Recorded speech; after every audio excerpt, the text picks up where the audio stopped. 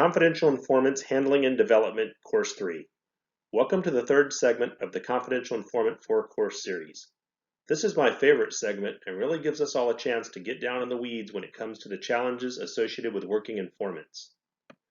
Real quick, before we start back up with Course 3, a blank recruitment proposition diagram is included as a free downloadable form with the purchase of Course 2. If you decide to use the form for future potential CIs, just fill in the data on the sheet, save and reuse as applicable, or just print it out every time you use it and fill in with pen or pencil.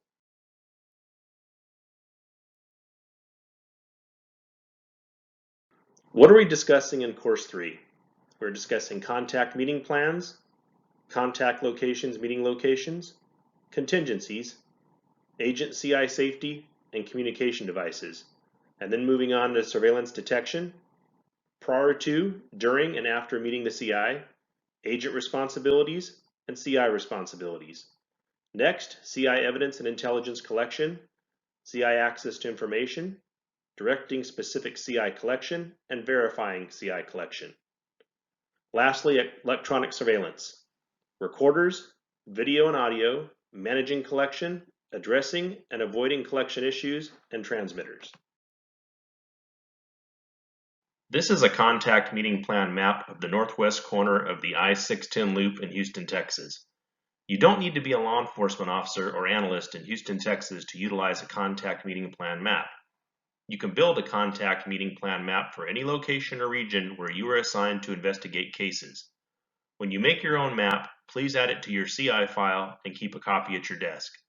You need to physically plot your locations on a map and then drive to every destination for familiarity and potential hiccups. What do I mean by hiccups? Well, I plotted a parking structure on a map for a contact location, and when I drove to the structure, it had recently been demolished. Your map is for use by you and your partner or co-officer assigned to your CI or investigative case. The map will give you 10 contact locations and 20 meeting locations before you repeat destinations. What should you do after using all 20 locations? Do what is best for your case and the operation of your CI. It is completely okay to repeat contact meeting locations over and over or draft a new map. Notice the numbers on the map for the contact locations are not sequential by location.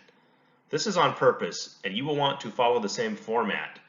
If you get to a primary location and for some reason you decide you can't meet your CI, you will need to move to a secondary contact location, and you don't want to be right down the street from whatever threat prevented you from meeting your CI at the primary contact location.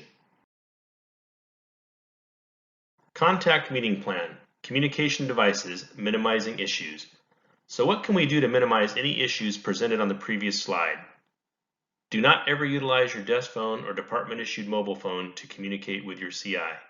Even if your department-issued phones don't reflect department or some other government title on the caller identification, your contract for all department phones will generally include a bank of area code and prefixes utilized by the entire department.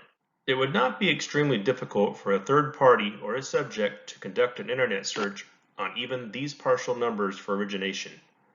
Go ahead and conduct a search on Google, Bing, Yahoo, or whatever search function you use and enter just the area code and prefix of your department desk phone and mobile phone and see what your results are. Your results may vary. Scroll a few pages and check for maps or references to your department or law enforcement. Your department-issued mobile phones are slightly less obvious, but all your case subject has to do is call your phone number when they see it on your CI's phone screen. Since you probably take case-related calls on your department-issued mobile phone, how many of you might answer the phone as detective, special agent, your last name, or some other identifier, letting the person on the other end of the phone know you are a law enforcement officer? If you must use a mobile device to communicate with your CI, purchase a burner phone.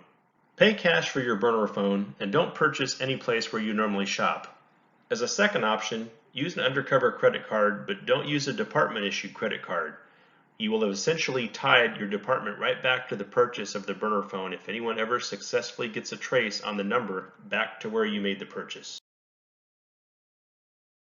So if you thought the green and red car were following you simply because they exited the freeway with you and parked in the same general area, you were right to be suspicious, but not a confirmation you were being followed at this point.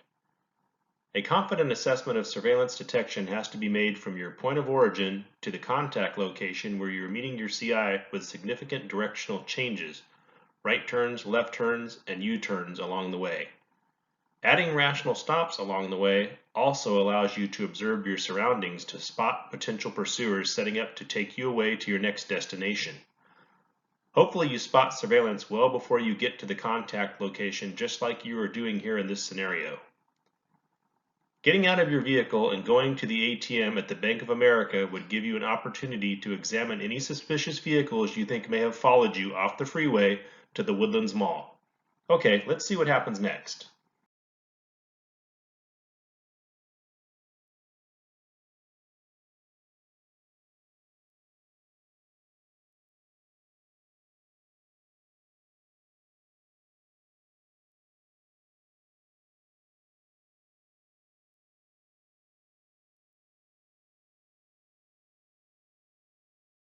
Well, as you can see, you were not being followed. The distance you traveled from the Bank of America to the H-E-B parking lot was about 1.5 miles, and none of the vehicles continued pursuing you. You were not being followed. You now have a green light to set up in the H-E-B parking lot to conduct your own surveillance at the contact location when your CI arrives. Directing and verifying specific CI collection continued. Let's watch a video of a CI meeting with an officer who has been operating the CI for 9 months and has met with the CI at least once a month regularly. Observe whether the officer successfully conducted the meeting with the CI addressing the 5 pillars of a successful CI debriefing interview.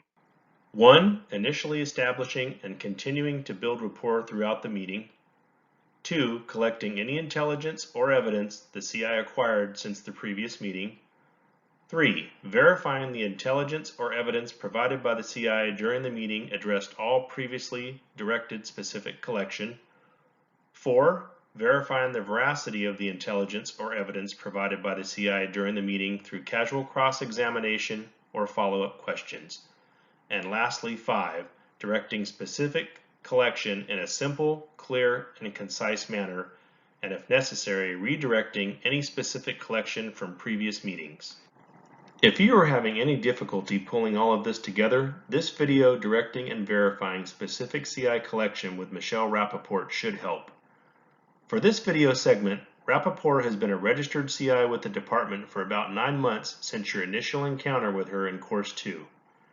Take note of the attitude displayed by Rappaport and how the officer works around her lack of attention to detail and less than average performance collecting intelligence.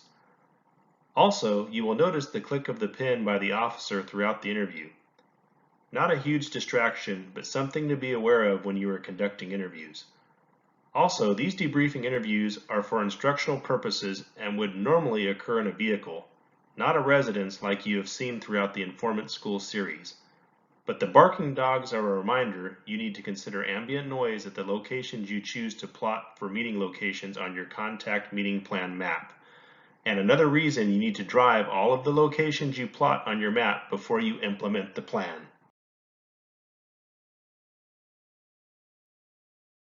Electronic surveillance, recorders and transmitters. Recording devices, video and audio. Why do we want our CIs to record their interactions with our case subjects? To collect evidence and intelligence.